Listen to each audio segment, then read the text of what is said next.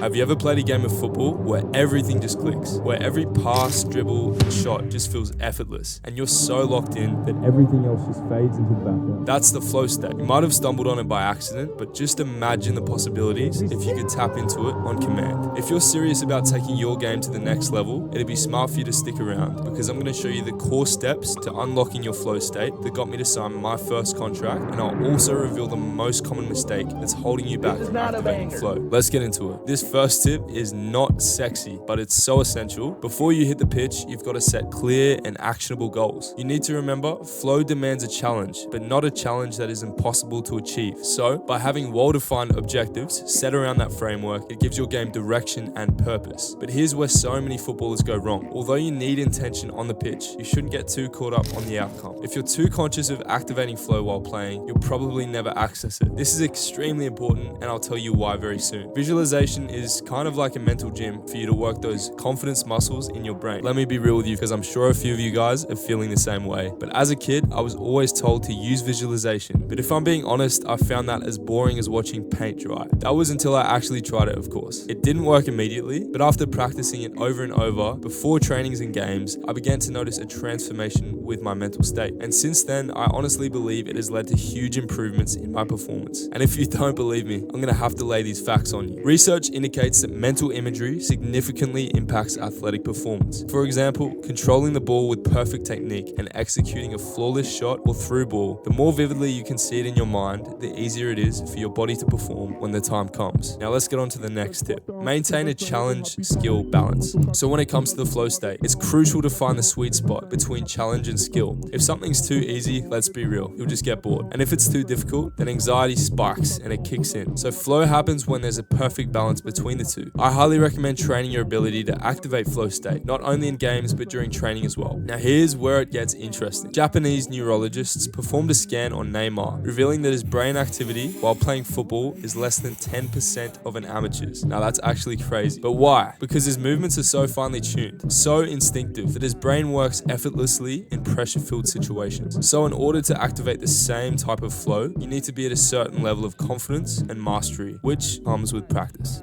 Let's get on to the next tip. I don't actually play this game, to be real. No one can touch me.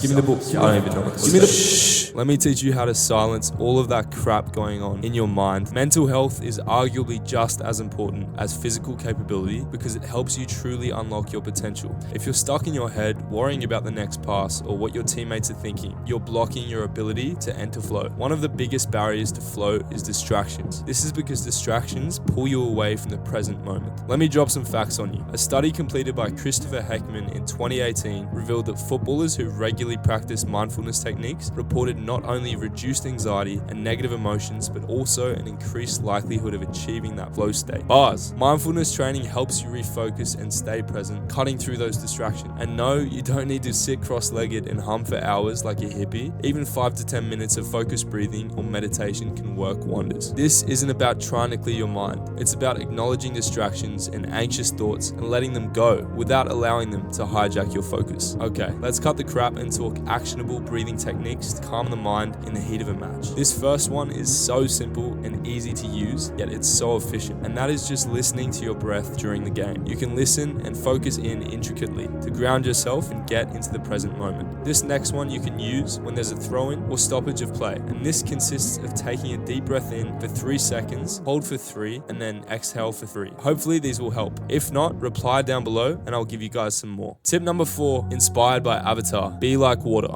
Flow happens when you're in tune with your emotions, not fighting them. Recognize and embrace what you're feeling. Be like water. Just as water flows around obstacles, adapt to your emotions instead of resisting them. Anxiety, excitement, frustration, these are all natural currents in the game. Let them flow through you, shaping your focus and building your resilience rather than blocking your path. Instead of letting a mistake spiral, remind yourself with reinforcing statements like "I'm strong and capable," and "I'll get the next one," or "Wow, I forgot I'm actually him." Positive self-talk recenters your mind and brings you back into the present moment where flow happens. The good news is flow isn't some mythical state that only a few elite players can access. It's a skill, and like any skill, you can train it. So now the number one mistake when entering flow.